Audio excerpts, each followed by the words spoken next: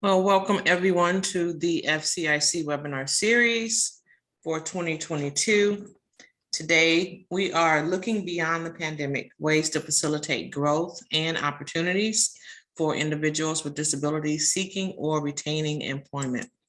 And this is featuring the Florida Developmental Disabilities Council Leadership Cadre Program, and I will make sure that is corrected.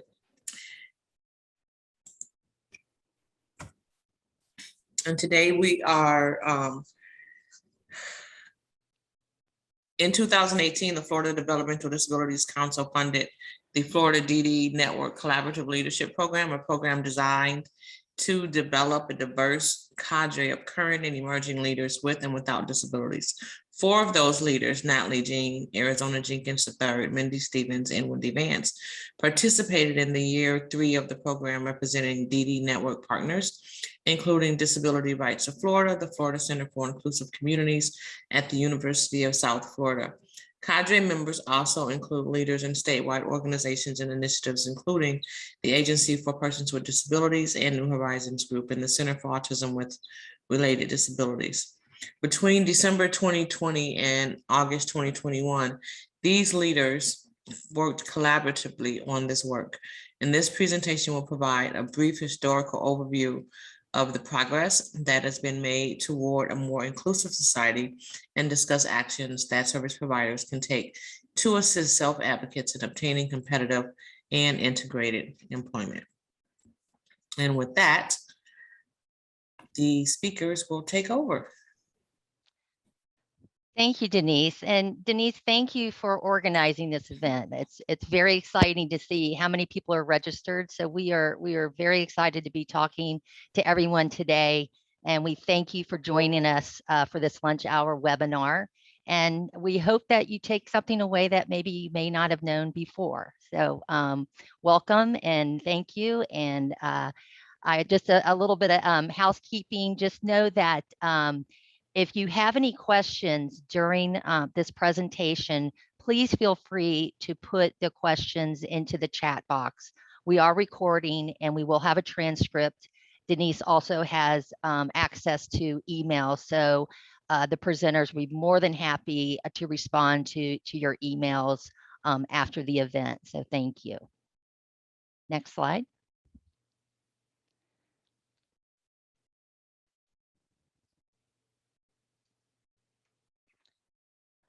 So I'll go ahead and introduce myself. My name is Mindy Stevens. I'm the program director at the Center for Autism and Related Disabilities at the University of South Florida. And I'm also a part of the FCIC and the USED at USF. And I'm one of 4 presenters. Next slide. I'd like to introduce, oh, I'm sorry, go ahead. I'd like to introduce Natalie Jean, the Ombudsman for the Agency for Persons with Disabilities. She's the lead of self-advocacy activities and a self-advocate. Also, Wendy Vance, an advocate investigator, Disability Rights Florida, and a certified rehabilitation counselor, also a self-advocate. And finally, we have Arizona Jenkins III, founder, president, and treasurer of New Horizons Support Group, Florida SAN fellow and advisor, mentor and disability consultant, public speaker, and self-advocate. And recently, Arizona was given the Tampa City Council commendation for his many achievements as an advocate. Next slide.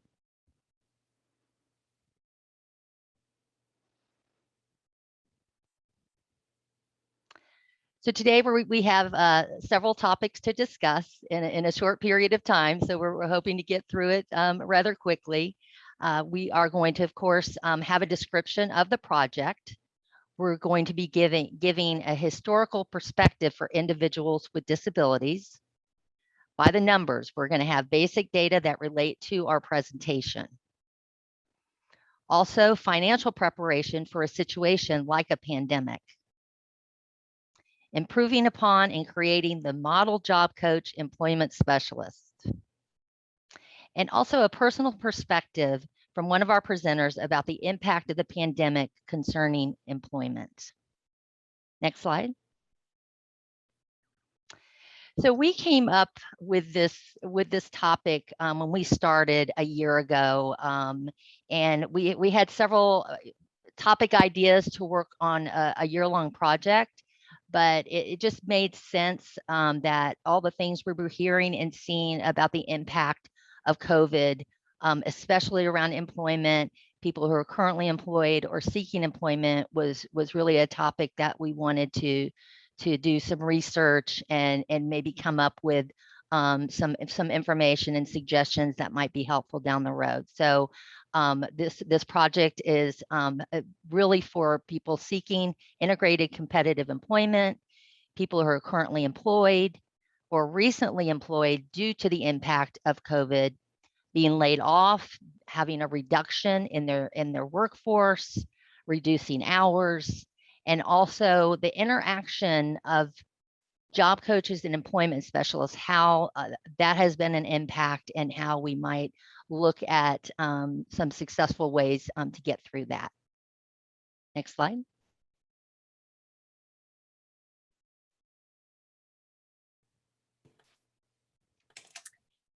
Good afternoon, all.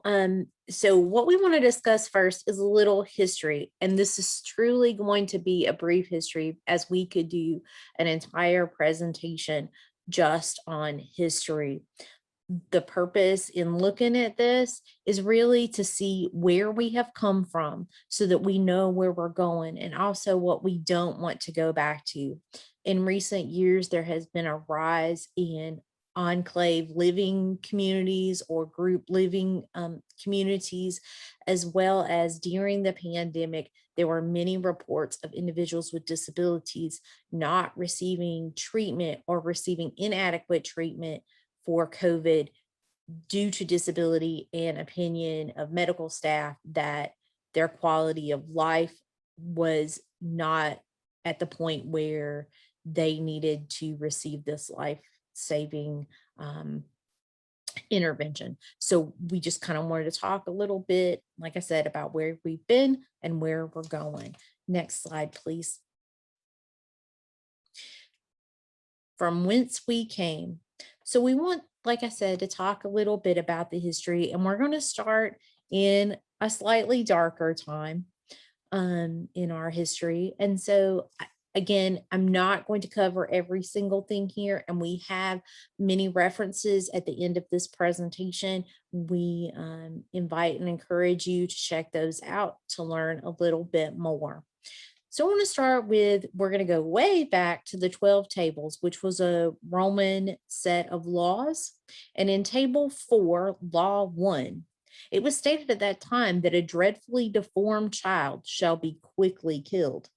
So kind of have that. And then we're going to move forward a little bit. Please understand that we don't have stuff here from the Dark Ages, medieval times, because there's not a lot of information in recorded history at that time about how people with disabilities were treated. So we're going to come all the way forward to 1855 and the Johnson County Poor Farm and Asylum. This was a type of treatment methodology that we had here in America and other countries, but for our purposes, we're going to talk about this one here in America. Many of these facilities, including the Johnson Poor Farm, were dirty and unregulated. They were overcrowded. Many of their residents were placed involuntarily, and they were placed there by their relatives. And some folks have become wards of the state.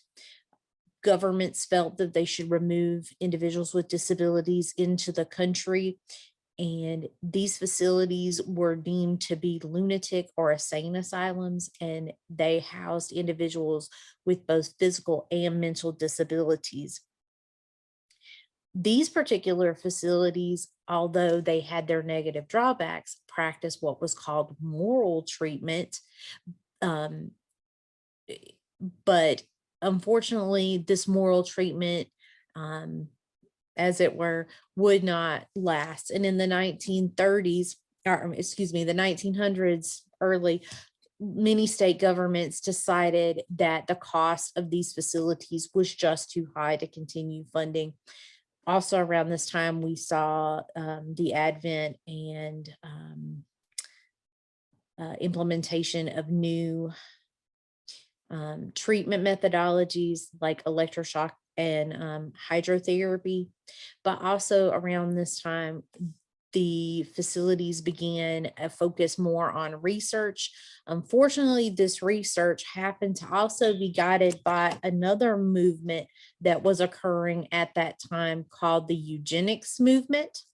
The Eugenics Movement espoused a belief that by controlling genetics, you could improve the human race. And unfortunately, many people with disabilities at this time were forced to have sterilizations and were deemed as unfit. Also, many were forced to have lobotomies, which is cutting the connections in the brain. So we're going to switch back to Europe for just a second because we think this is really important. We're going to talk briefly about the Nazis and the Holocaust. This movement was also guided in part by the eugenics movement, and the laws in Germany at that time deemed people with disabilities as life unworthy of life, or in some instances called individuals with disabilities useless eaters. They also practiced forced sterilization, and the whole operation at that time was called Operation T4. Between 1940 and 1941, approximately 70,000 individuals with disabilities were killed. Although the program was formally discontinued in August of 1941, it secretly continued, resulting in the death of around 275,000 individuals with disabilities. So we're going to come back to America for a brief moment. And also in America, we had a facility called Willowbrook. This is a separate facility for children and adults with disabilities, developmental disabilities specifically. And unfortunately, this facility left students unattended. Many were naked, or if they had clothes, they were in rags. Students were often strapped to beds and in chairs. The wards were filthy and they were locked. In 1965, then Senator Robert F. Kennedy came to visit the facility and stated that it borders on a snake pit. The facility itself was exposed to the public in 1972 by Geraldo Rivera when he on air showed graphic footage of the children's ward that was at Willowbrook. There was then a federal court case which was settled in 1975, which resulted or was supposed to result in these students being moved to smaller group homes. And the state of New York stated that individuals had a constitutional right to protection from harm. Unfortunately, the facility continued for another decade in this condition and was visited in the 1980s by one of the attorneys that had worked on the case, Robert M. Levy, and he compared it at that time to conditions being as if it was a concentration camp. Next slide, please. So we're going to move from our darker past into the disability rights movement. As you can see, it was much needed. And again, I'm not going to go through all of this because it is a tremendous amount of information and we do have limited time. I will say that there were a number of parent and disability movements that were going on in the early 1930s into the 1940s. And then in 1948, President Truman formed the National Institute of Mental Health. And we continue to see the rising of other parent and disability groups. In 1954, we had Brown versus the Board of Education. Although not specifically a disability rights case, it upheld that separate is not equal. And as we can see from Willowbrook, Separate is definitely not equal. In the 1960s, we had the Centers for Independent Living that arose, and these were founded by Ed Roberts and John Hessler. In 1973, we had the Rehabilitation Act of 1973, and it has been amended in 2014 and became part of the Workforce Innovation and Opportunity Act. Section 504 is one of the key pieces of this legislation, especially for students. But what it says is no otherwise qualified handicapped individual in the United States shall solely by reason of his or her handicap be excluded from participation in, be denied the benefits of, or be subjected to discrimination under any program or activity receiving federal financial funds. This law was unfortunately not implemented until 1977 and was only implemented as a result of a sit-in protest that occurred between April 5th, 1977 and April 28th, 1977. Also during this time, we had the Education for All Handicapped Children Act, which was passed in 1975, and this guaranteed the right to a public school education for individuals with disabilities. And then in 1990, we had the cornerstone civil rights legislation passed in the Americans with Disabilities Act, and then it was reauthorized in 2008 as the ADAA, or Americans with Disabilities Act amendments. Title I of this legislation discusses employment and employment rights. Next slide, please. As you can see, we're going to kind of switch gears and give you some information that we're calling by the numbers. This is specific employment data, education data. We want to highlight the disparities that still exist despite the advancements that we have made through the disability rights movement. Next slide, please. We're going to start with a discussion of poverty, because poverty continues to be an issue for people with disabilities. What you see here is the federal poverty guidelines chart for 2021. The federal poverty guidelines are measures that are issued each year by the U.S. Department of Health and Human Services. They are used to determine eligibility for a number of benefits programs, such as food stamps, Medicaid, those kind of things. What I want you to particularly notice from this chart is that for a household of one, the poverty line is set at a little over $12,000 a year. This is not a tremendous amount of money, and to highlight that and show you what people with disabilities are often living on, if you look at SSI, because it has a set amount, and SSDI, which is the disability insurance program for workers, has different amounts based on your working credits and how much you've earned. But SSI is a set amount.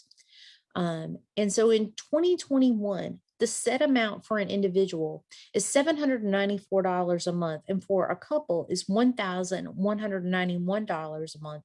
That translates to $9,530 for an individual, or $14,293 for a couple. As you can see, this amount is somewhere in the ballpark of around $3,000 less than what the federal government says the line is for being poor at $12,400 plus. So we're asking people with disabilities to live on approximately $3,000 less than we as a government say you need to be poor.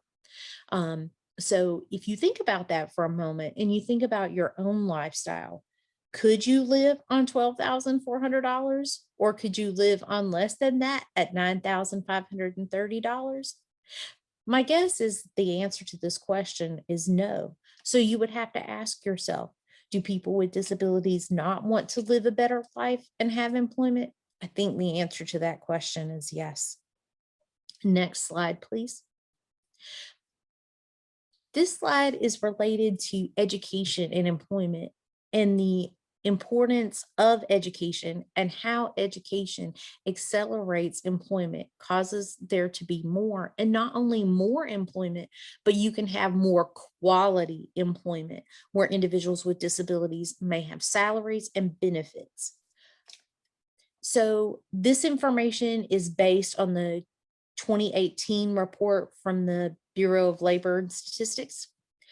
In this report, it showed that individuals with disabilities, about 11.1% of people had less than a high school diploma, and of that group, 9.8% are employed. 16.9% had a high school diploma, and of that group, 15.6% are employed. 23.4% have some college or an associate's degree, and 21.8% are employed.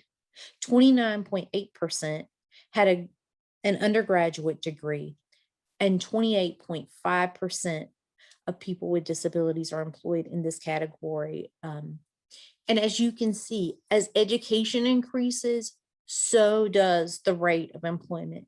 Education and getting a quality education is paramount. And the more education we can get, the better outcomes we experience with employment. Next, my colleague, Natalie Jean, is going to discuss a few more employment statistics and the specific impact of COVID. Next slide, please. Thanks, Wendy. So there is a lot of data that we could have put here or decided to talk about to highlight the fact that there is a huge disparity in employment for people with disabilities. But we wanted to just put these basic percentages here. This was taken from the U.S. Bureau of Labor Statistics from a report that a news release that they released in February 2021, I believe.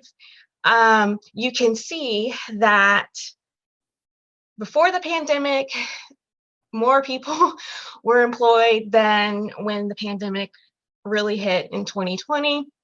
You can see that there is a decrease, about 5.3% decrease of individuals who had disabilities who were employed. I've seen some articles in places where some people are presenting it as, oh, this is just, you know, a marginal decrease, and there's still a great amount of consistency in employment in terms of progress that we've made. But because there is still such a big disparity in employment, such a huge gap, that this loss is, there's a lot to be said about this loss. This is huge. And then, of course, the unemployment rate, of course, increased significantly as well. 8 out of 10 people with disabilities were not in the labor force in 2020, in comparison to 3 out of 10 people who didn't have disabilities. And people in the labor force, according to the Bureau of Labor Statistics, the way they define it, there's lots of subgroups that constitute people considered not in the labor force. Some of those subcategories we feel are really important to highlight. One is, these were people, it included people, this group includes people who wanted a job but couldn't find employment. Or they were people marginally attached to the workforce, where they were working seasonally or as jobs were available, or they have been looking for a job but have not been successful. And then there's also a group of discouraged people, people who were of the belief that there were no jobs that they could get, and so they weren't even trying. Next slide, please.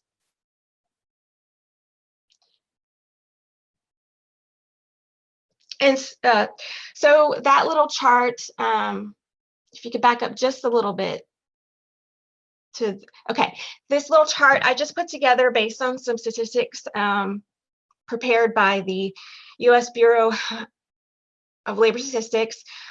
These are some of the occupational groups that illustrate the difference in the amount of people who are employed in occupations that have a disability and don't have a disability. This is a different way to look at the disparity in employment.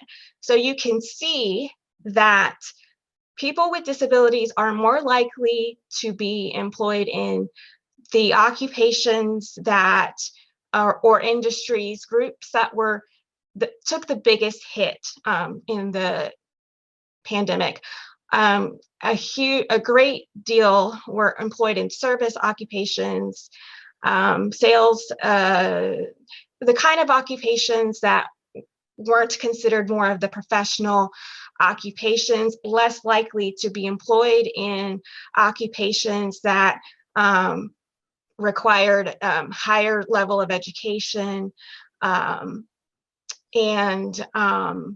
So when we think about competitive and integrative employment and customized employment, there is certainly opportunity here to assist people with disabilities in being able to obtain full-time jobs that are more secure, where that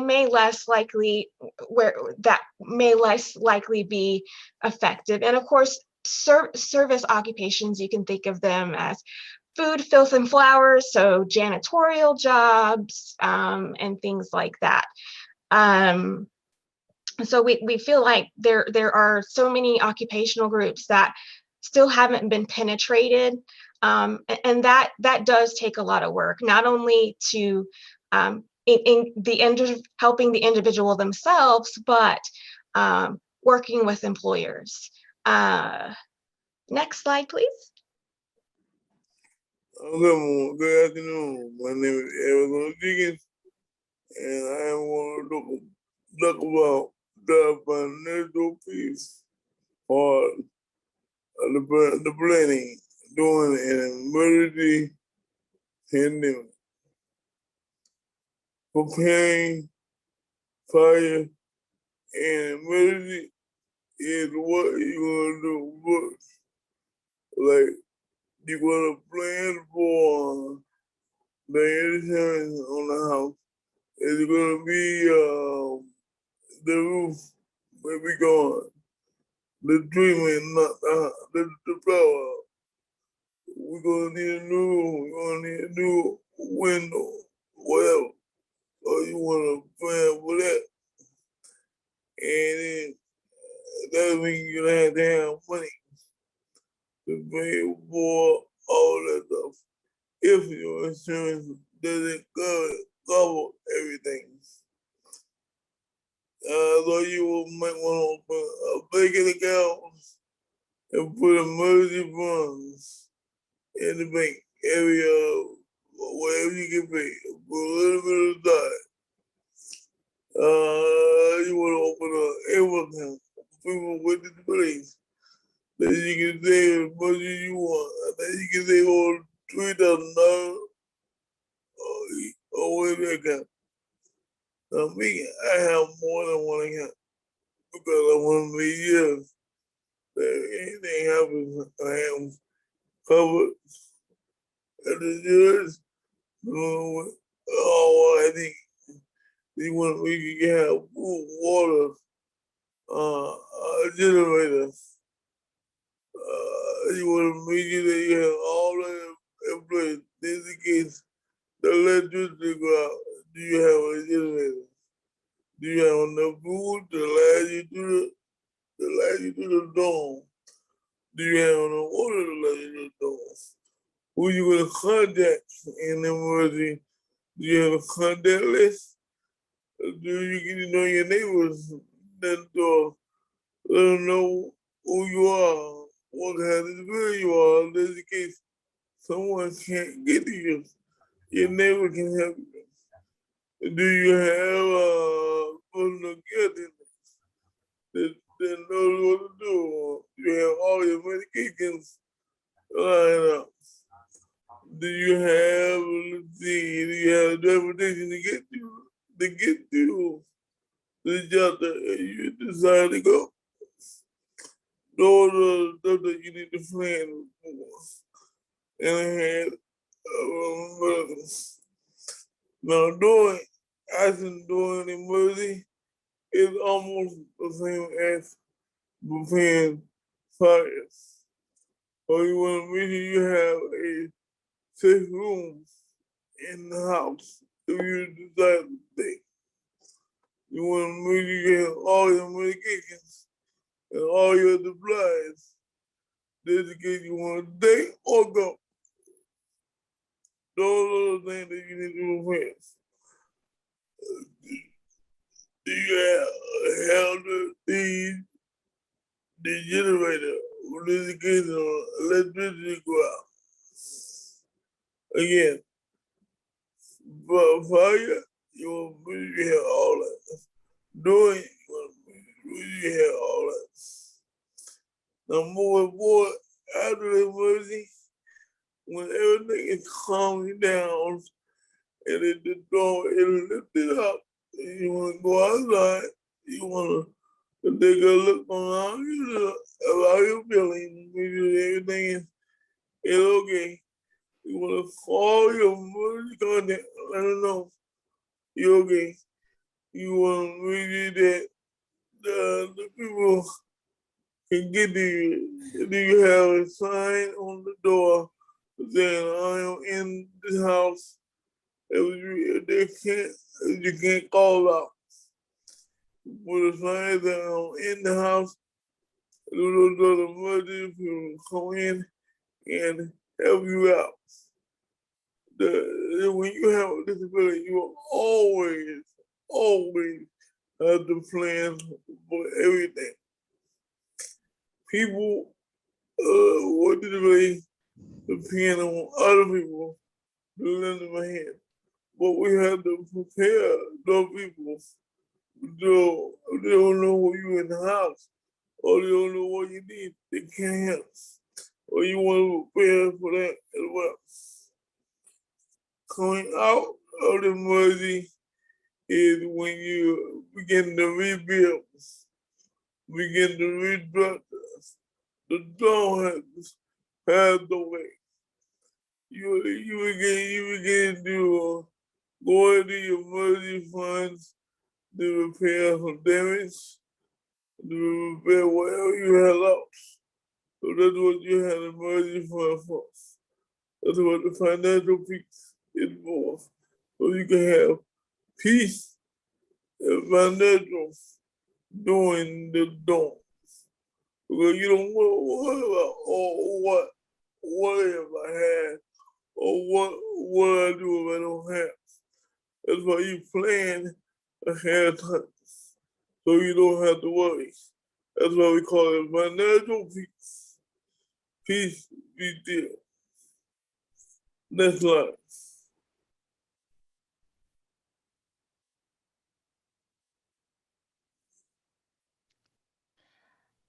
Hi, this is Mindy again. So now we're going to be talking about the after effects. What are some of the positive items that we came about from this project? And of course, you know, I don't know if you see a theme of pictures, but it's just kind of fun to put pictures in a PowerPoint. That's basically what it is. So that's all it is. Next slide. So at the beginning of our project, we decided to get feedback from others about information regarding employment and the impact from the pandemic. So we did create a survey and we sent it out. We actually had a really good response. We had several questions, of course, relating to employment, if somebody was employed, if they lost their job, suggestions, advice for job seekers and also for employers and job coaches and support specialists. So our demographic was pretty good. We had ages 25 to 67. We had 24 counties participate in this survey. We had various people complete the survey, from job coaches, self-advocates, parents, supported employment, waiver support coordinators, VR counselors, supported living coaches, and PCAs. So a nice variety of people who completed the survey. One of the questions that was key was, how has the employee's job changed as a result of COVID? And of course, there were several that said, nothing really did change, but the majority did have that they were laid off or they were furloughed. Their work hours were reduced. They had less face-to-face with consumers. They were allowed to work from home. Some people were. They had to go through more safety practices, but also having what all of us who are employed, the virtual communication also came into play. So we had some suggestions for job placement professionals, and this is just really directly from the survey. Make sure that people with disabilities are trained in computer work or can work at home-based jobs. Make sure people are identified as disabled and are getting appropriate accommodations. And ensure that jobs they're placing the individual in are within their limits and that they have the ability to complete the task asked and that the employer is providing accommodations as needed. So those were for the job placement professionals. There was also some good input, advice for the current job seekers. Never stop working in some capacity. Continue applying for jobs since the labor market seems receptive. Have transportation available that can be flexible for you to get to work. Have your resume updated and ready to submit. Don't be afraid to apply for employment outside your routine skill set. Network with family, friends, and others in your circle of influence. One comment actually had, maintain a strict hygiene practice. Observe social distancing guidelines until the COVID is completely under control. Do not become complacent just because things seem to be improving. Find people that are comfortable with your disability and maintain confidence. Advocate and educate. Believe and achieve. Learn technology. Be honest and don't be afraid to ask for what you need. Be adaptable to change and be able to work in an era of uncertainty. Apply for a position that you find challenging but possible. So these were some of the samplings of responses for the survey. Of course, we always would like to have more information from a survey. So sometimes it is a missed opportunity to not get more suggestions for obtaining or maintaining a job. But surveys can be very fickle. Some people just don't have the time to do it. But completing surveys like this helps to get that information so we can move forward with giving that education and experience for the potential employees, the current employees, and the employers as well. Next slide.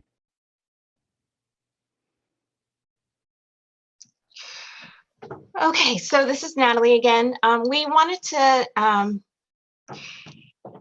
talk about maybe some of the positives, the opportunities that have become, apparent as looking at the pandemic.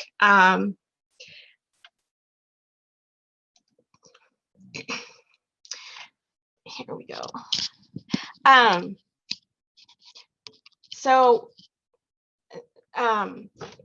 There is a lot of, challenges here that existed before the pandemic, but even more with the pandemic, so much more. It's really brought to light the challenges and the issues that still exist, that are continuing the disparity in employment. So Mindy mentioned, or Wendy mentioned, the poverty levels, the lack of opportunities for education, and things like that are already a barrier. And but those things are there, and we know that they're there, but there is still opportunity in spite of all that to get somebody with a disability or people with developmental disabilities into competitive and integrative employment.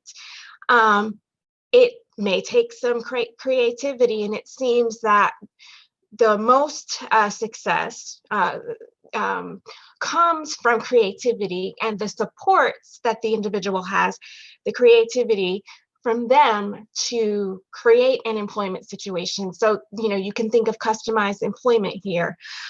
This applies to all opportunities. Something that came to light with the pandemic, obviously, is teleworking. There was a lot of transitioning to remote working, and there's evidence that people with disabilities have benefited from this and have actually been more productive, and it's caused employers to kind of rethink their structure for all employees. Is this a way to increase productivity, job retention, positive attitudes? For people with disabilities, you can think of working remotely could eliminate transportation barriers, commuting. People with disabilities who are prone to fatigue, being in their own environments kind of helps conserve that energy. They can work longer. Some people with disabilities, because of maybe medical issues or social anxieties,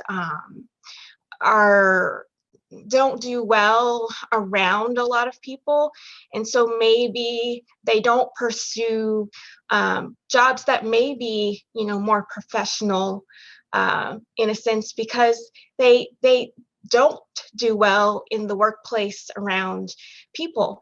Well, the job may be available remotely, and that eliminates that. Of course, there's the, you know, the concern about social isolation.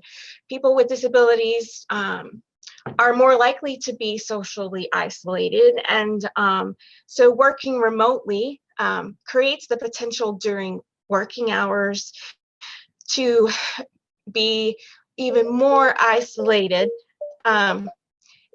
because of not having the face-to-face contact, and kind of like the out of sight, out of mind. And so with that challenge, it would be important for the support and employment coach to kind of keep that connection, help the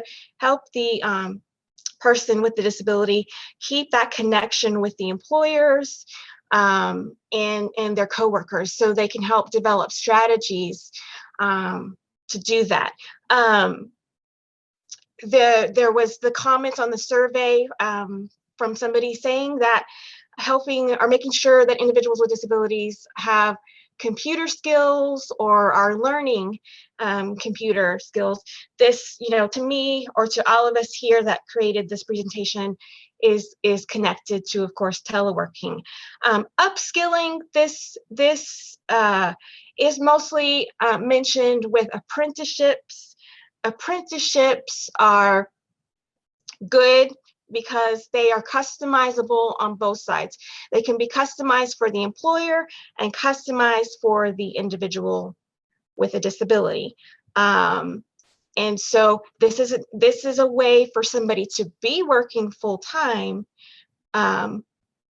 but also building skills to allow them to eventually be competitively employed in that profession or with that employer.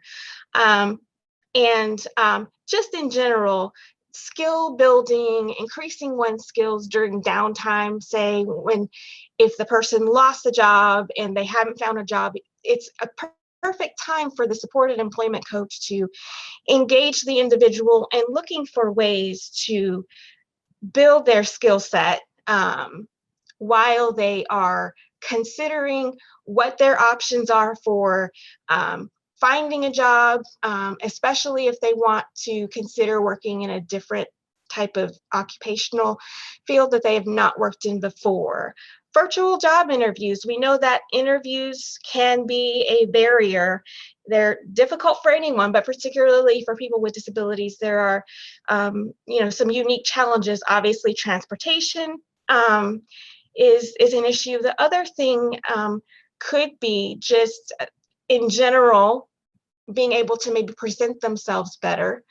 virtually in their own environment. I did hear someone say recently that they liked the virtual environment, just meetings in general, because of their visual issues. They were able to see faces better, people speaking. So they could see them better, they could read the PowerPoints better, they could follow along better and be more engaged. So virtual job interviews, that may be a strategy to use where the individual may perform better in interviewing virtually. Wendy is going to talk a lot more about in-depth job exploration. She's going to talk about the model supported employment coach or job specialist. This is key here. And there was an excellent opportunity for in-depth job exploration for individuals who lost their jobs, were looking for jobs. It would be the perfect time, or now is the perfect time with this job loss potential or job loss that's happened, to explore the world of work with the individual who has the disability. This is not about checklists, doing assessments, having conferences or meetings. This is more qualitative. This is about spending time to really get to know your client, their skills, their abilities, their likes and dislikes, what they want to learn. This is the time where you, as the support and employment coach, also could still be working on connecting with employers, proposing, making employment proposals to employers. This is the time where you could work on with the clients and making informational interviews, visiting employers and saying, this is who I am, this is what I can do. Tell me about what you need and how could my skills fit into your organization. In-depth job exploration, this involves learning about jobs. This involves actually being out and getting the hands-on experience. Too often, services are, let's place the person in a job and then we'll figure out what supports they need to stay in that job. Well, part of this is kind of doing the reverse. First, getting that foundation with information that already exists, helping the individual be able to articulate to you their talents, skills, and abilities, what they want, what is their dream job, and then where can we go from here? And then once they get the job, then you've got a job that they want and that they can do successfully, and that they are going to maybe be able to advance in and continue full time. So there's a lot involved with this, but too often, like I said, there is this pressure to place somebody.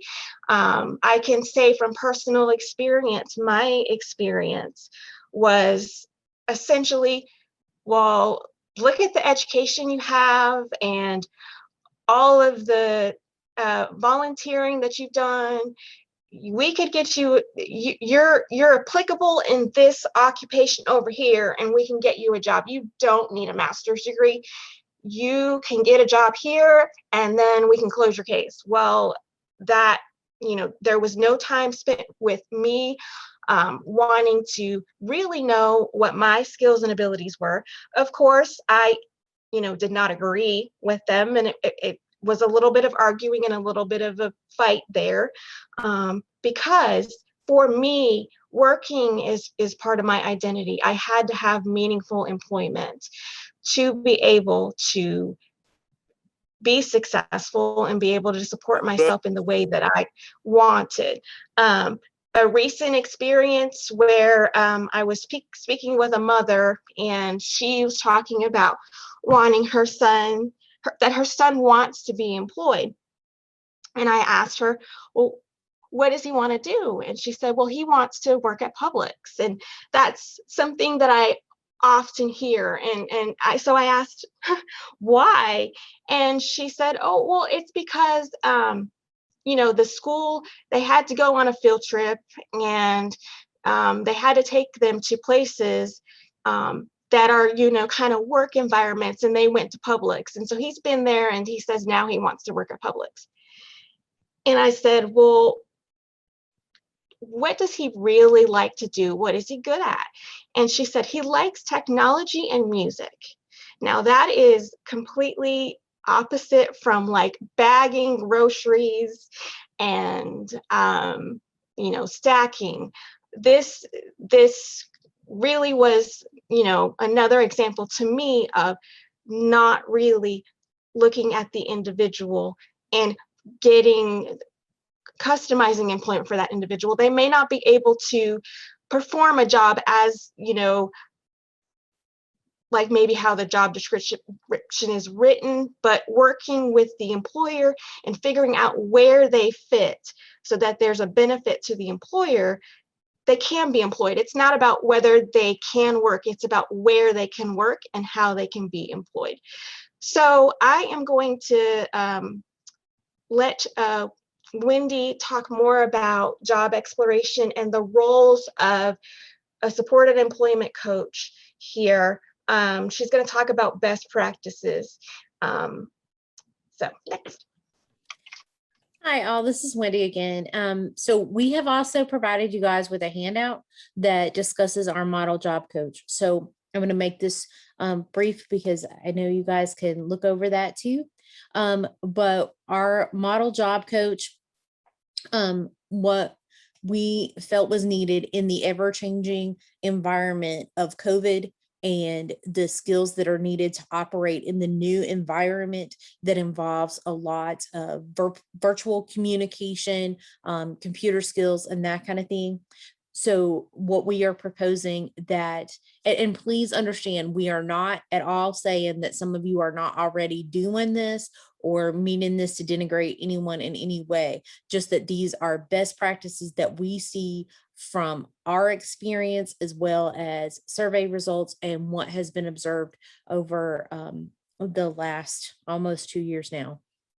So we propose that job coaches and employment specialists continue to advance their education and training to keep current on all laws, policy, and regulations related to employment, that taking advantage of every opportunity to participate in and complete public comment forums and surveys, participate in work groups and on committees in an effort to make systemic change to how employment is approached. In regard to the job coach specifically or employment specialist in the job, we've broken it down into several different areas. The first is at referral. We propose that a model job coach would review all documents, especially evaluations that include aptitudes, interests, abilities, limitations, and needed supports, and make notes about these so that you have this available to you. Conduct an in-depth meeting with the new client and speak to this person about their interests, desires, likes, dislikes, dreams, and plans for the future. Also, if needed, such as if the person maybe isn't a good historian or you need additional information, get permission from the client to speak to others about them. This could be waiver support coaches, VR counselors, sometimes even family members can provide you with information. This will be information about interests, hobbies, and special considerations. You may also, if the person is a client of VR, have access to a report from a discovery evaluation that includes a lot of valuable information. Next, when you're all done with your referral and you have a workup on this client, you could then begin to do job development that focuses on skills, interests, and abilities. Review job listings in your area, the ones that match your client's interest. Review previous business partnerships to see who may have a job or career that the client would like to obtain that meets their interests. Contact companies with openings that are a good fit and schedule an appointment to talk to the hiring manager about individuals with disabilities.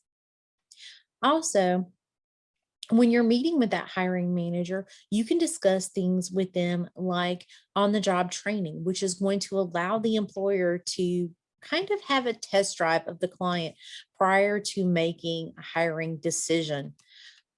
After that, when you found appropriate matches, speak with your client and talk to them about the pros and cons of each one of these matches. Do they like it? Are they interested in the job? Also, you're going to want to take time with the client before you apply for the matches to develop a quality resume. This can be written or via video. As we have said before, the pandemic has offered a lot of new technology to engage in the job hunting process. Also, take some time to help this client with improving their soft skills so that they don't necessarily have those soft skills deficits. Conduct mock interviews, and you can recruit others in your office to help you with these, because sometimes, you need that lack of familiarity to learn how to conduct interviews or have those skills. Work with the VR counselor that is involved to ensure that the client has appropriate clothing for interviews. Ensure that they also have appropriate and operational devices and aids. There have been numerous occasions when I have heard of or worked on a case where a client did not have appropriate hearing aids or an appropriate ASL interpreter and were unable to appropriately participate in an interview. Also, make sure that the client understands the ramifications of employment as it relates to their benefits. This may involve speaking with a VR counselor about getting that client a referral for WIPA benefits counseling services. Some clients are going to need you to attend interviews with them. Please remember to dress appropriately for the interview. Also, pay attention during the interview. Try not to engage in other activities like looking at your phone or looking at other devices, as the client may need your assistance. But do try to be as invisible and non-intrusive as possible. Intervene only when the client needs your help, and do not answer the questions for the client unless they honestly really need this. If a client is selected for a job or an OJT, make sure that you are assisting the client with getting their initial transportation set up and making sure that they know how to do that in the future. Communicate with VR about any special clothes, shoes, or tools that the client will need so that these items can be available and provided to the client before they start the job. Learn and teach the client the duties of the job. As the client learns the job, be sure that you're backing away and giving them, more independence on the job.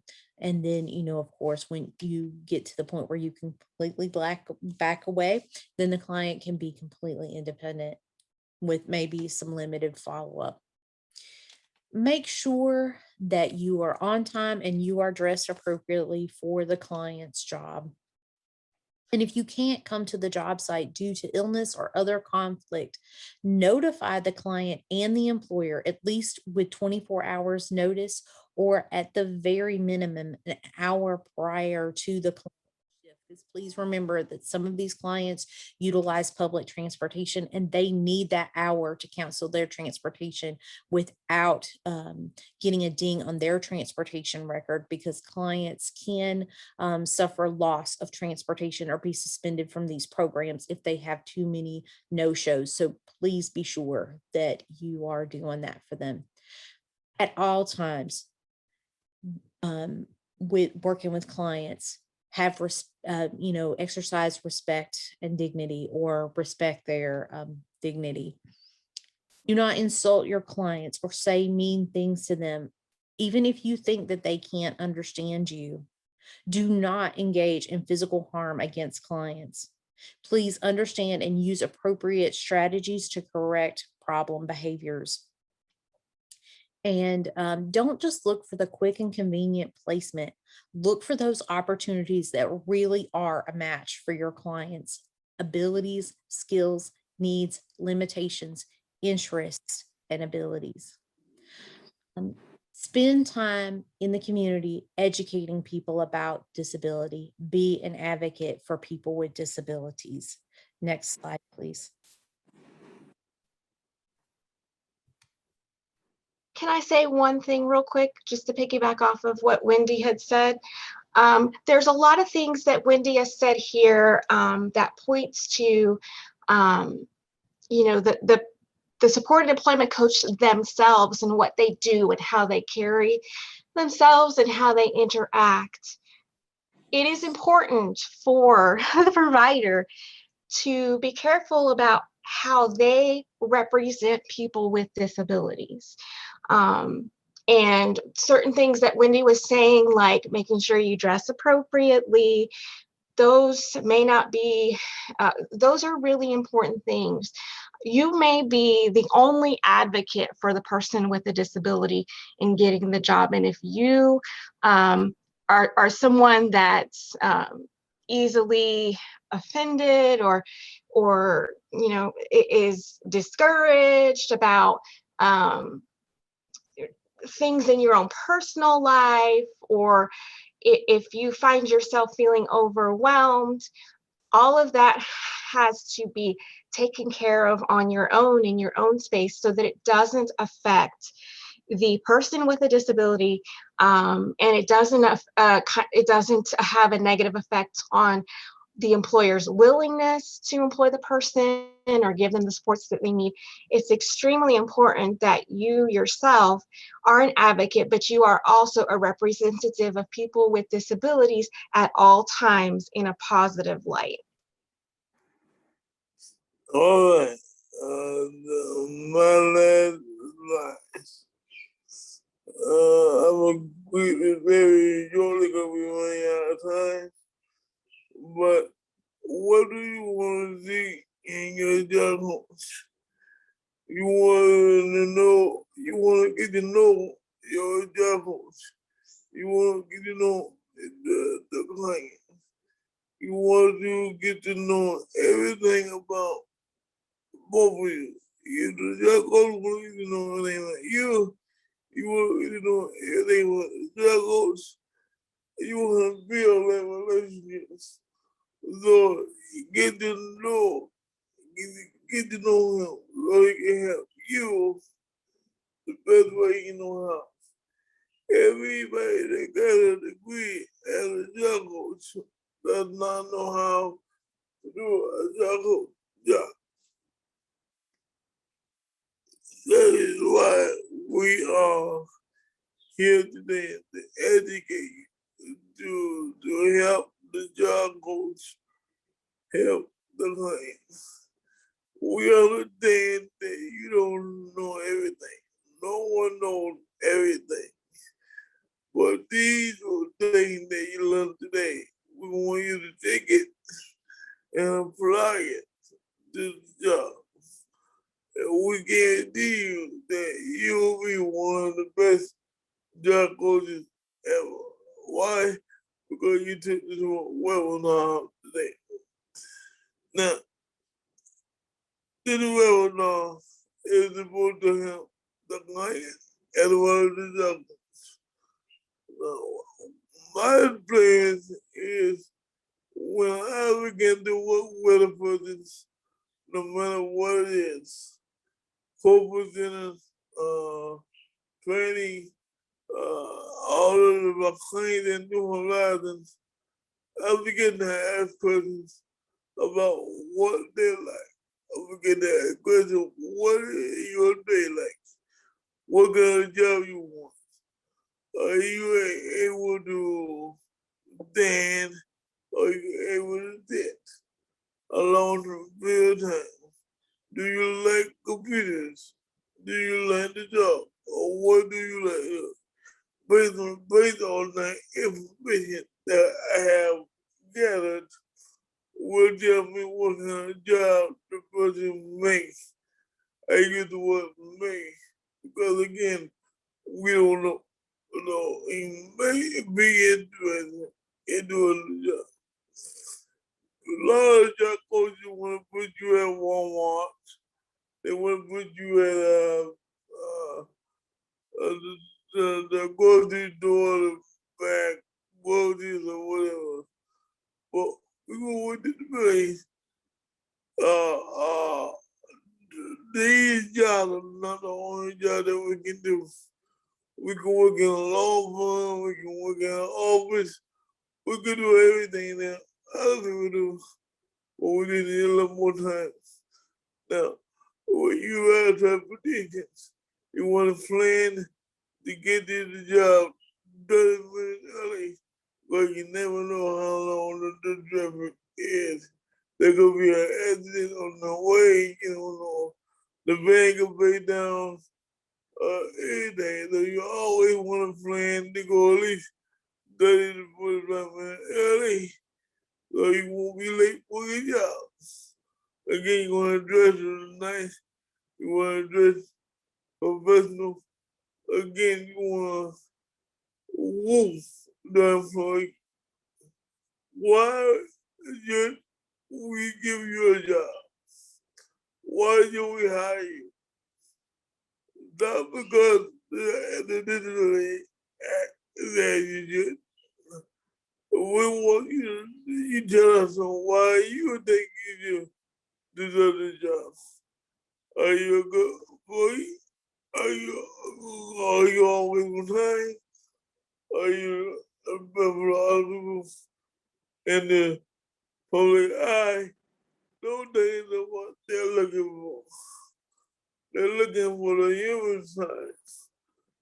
I know we will always train to go in there and say, oh, I drive a bus. I didn't have a little more time. I need this conversation. I need that conversation. Yeah, you need a conversation. But make sure that employee begin to know who you are as a person.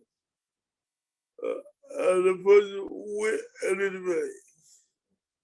A person who's always going to be doing the way you love to do. So find the job that you love to do. And that will be the greatest job of your career. You do that, you will be on the job for a long time. No matter what the pandemic, you may get to work from home. You may have to work in an office, but the employee is going to keep you on the payroll because of who you are on the inside. And always believe in yourself. Never doubt. Eye contact. Listen to your client. And walk with him. Talk with him. And put your foot in his shoes. How would you want to be treated if you was in this predicament? People got to wake up and realize that everybody has a disability. Everybody in the world has a disability. It may not be seen, you may not be able to pick it right off, but everybody has one. We want to be treated like you do this. We want to bless you as you bless us. But as I close, that is, believe in yourself, never doubt yourself. Eye contact, open your mouth, speak, you got a voice. Let your voice be heard. You want a job? Go ahead and grab it.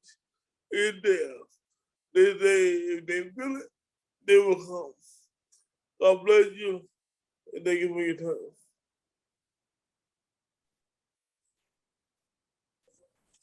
Thank you guys for that great information. And as you can see, there are references that are included in this PowerPoint that will come with your copy of it. If you have any questions for the speakers, we ask that you put them into the chat now. And we will respond to each of them directly to you via your email. Mindy also stated she wanted to give a big thanks to the DD Council, the University of Delaware, and the FCIC for this event. And you're welcome for the help in organizing it. And you as well, Denise. Thank you for organizing. Thanks to everybody. You are so very welcome. And I will put the survey link into the chat in just a moment. Just want to share a few upcoming events with you guys. Next, we're going to have on September 21st, we've retitled this to Real Work for Real Wages. You're going to hear from two self-advocates who will talk about the process that it took for them to get real work for real wages and how it's impacted their lives. We will have supporting community success through positive supports on October 7th. It's a lunch and learn, and that's about applying ABA services and therapies in the workplace. You can follow us on social media. You will get a certificate of participation once you complete the online survey. And I will put the link for the survey into the chat in just a second. I do want to personally thank everyone who participated, those of you who stayed until the end. I apologize that we slightly went over, but the information was valuable. It was great, and I think beneficial to everyone, and also prepares us for our future webinars that are coming up. So the link is into the chat for the online survey form. If you need to reach me, please feel free to reach out to me, and my email address is going into the chat right now. Kristen or Caitlin or any of the mentors or coaches from this program, do you, would one of you like to say anything to the group before we sign off, and your words will be the last that we hear? Well, thank you all. For everyone on the call, I'm Kristen Loomis. I'm with the National Leadership Consortium based at the University of Delaware, and we've had the pleasure of working with this cadre for 3 years. Wonderful information. The survey that you shared, I know you shared just a little bit of the great information that you got and the great takeaways that you had. So I definitely encourage, if anyone's interested in knowing more about that, to take that opportunity to reach out and have a conversation with one of these wonderful cadre members. But thank you to everyone involved in the program. It's been a wonderful 3 years, and thank you to everyone joining us today for this webinar. Thank you very much. You guys enjoy the rest of your workday and have a great weekend. Remember to stay safe and mask up and social distance, not just for yourselves, but for everyone involved. Take care and hope to see you guys on September 24th for our next webinar. Bye. Please visit our website for more information about our programs, projects, and how you can get involved.